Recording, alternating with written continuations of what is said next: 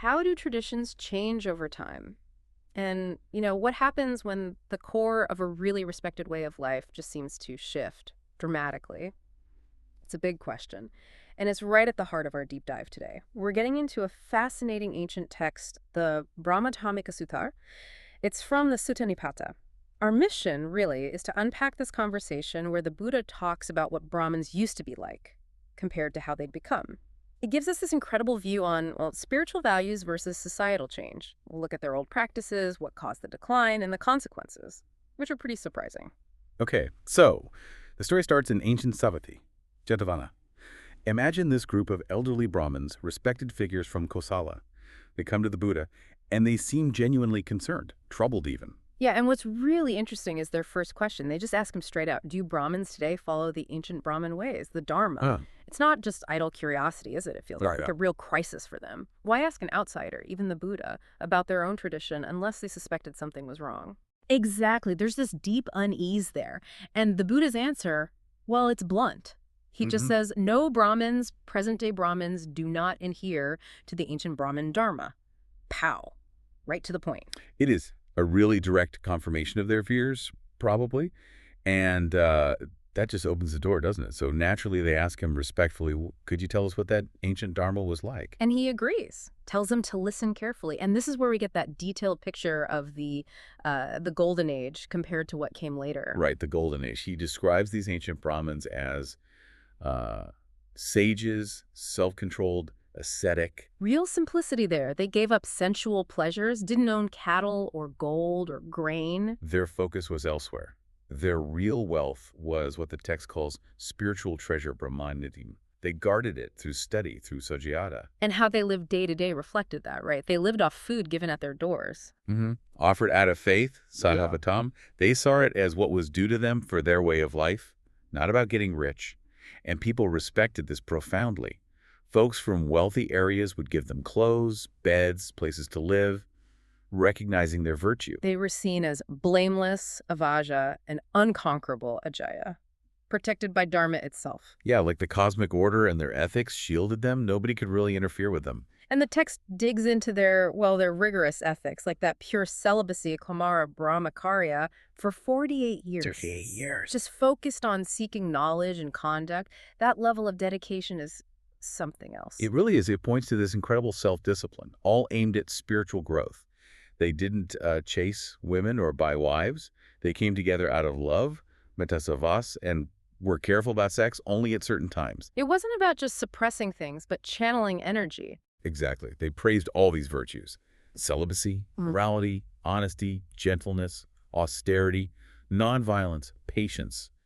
The text even says their highest ideal, Brahma, was beyond sexual acts, even in dreams.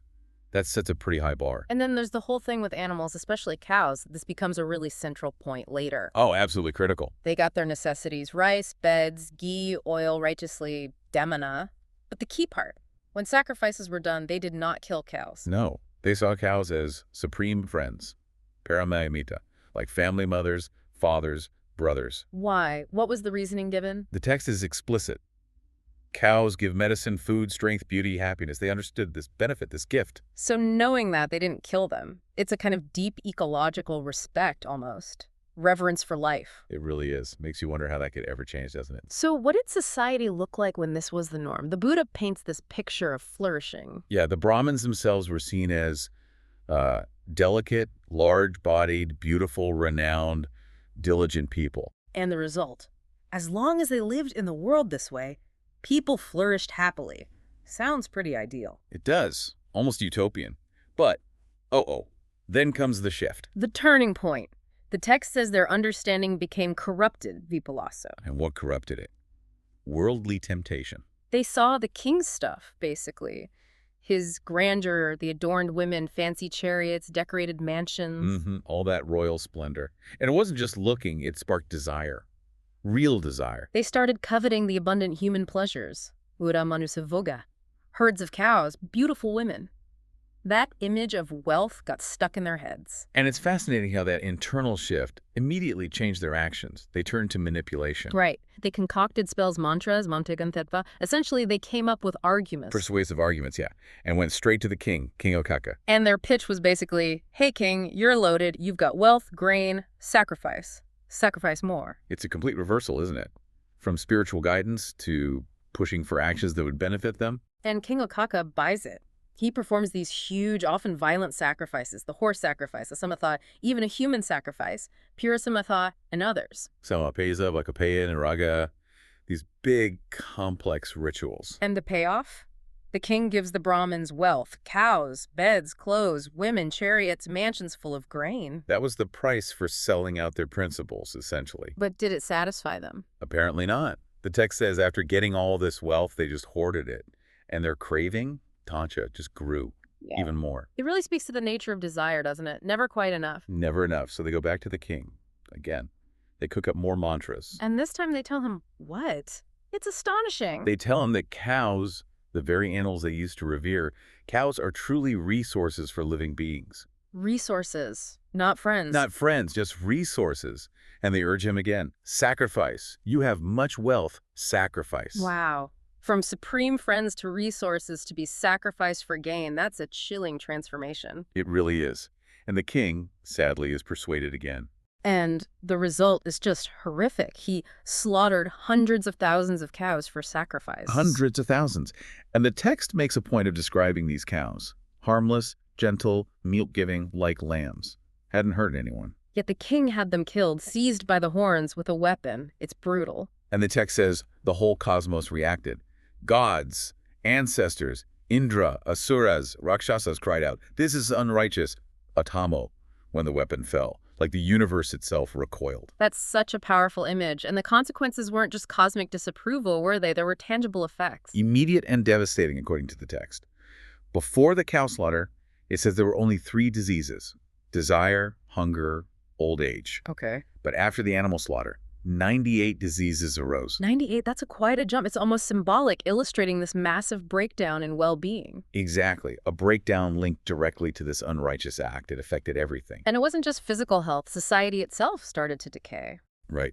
This adamo, this unrighteousness, this violence, it became the new norm, an ancient practice in a twisted way. The innocent were slain, and the Dharma was destroyed by the sacrificers. And the wise people knew it was wrong. It was criticized by the wise, abhorred by people, but the damage was spreading. How so? What happened to the social fabric? It started to unravel. With Dharma corrupted, groups divided, commoners divided, kshatriyas widely divided, husbands despised their wives, just fragmentation. A total breakdown of order. Total breakdown. It culminates with even the elites, the kshatriyas and Brahmins, those who were supposed to protect lineage and order. They abandoned the caste doctrine and succumbed to sensual pleasures. So the corruption that started with the Brahmins' greed eventually pulled down the whole system. Pretty much. Yep. The shift away from nonviolence and spiritual focus towards greed led to this complete societal unraveling. Chaos and unhappiness everywhere. It's such a stark contrast, that arc of change. From purity and respect to greed, violence, and breakdown.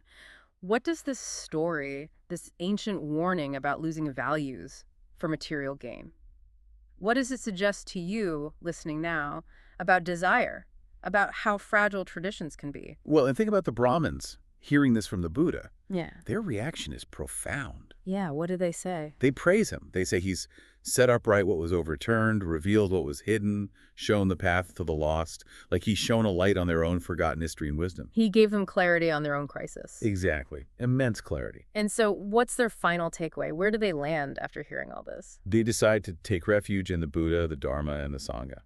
They ask to be accepted as lay followers. It's a huge shift for them, a real acknowledgement of the truth he revealed.